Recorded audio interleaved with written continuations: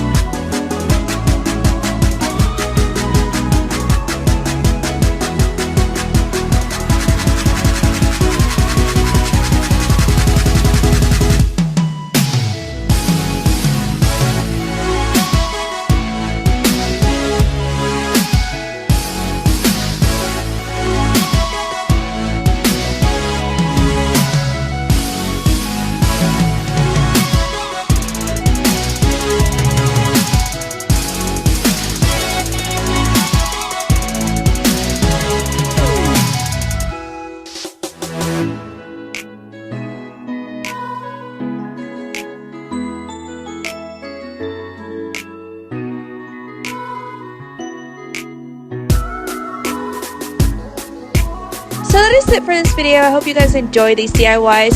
Subscribe and request for more videos like this. Until the next time, bye everybody!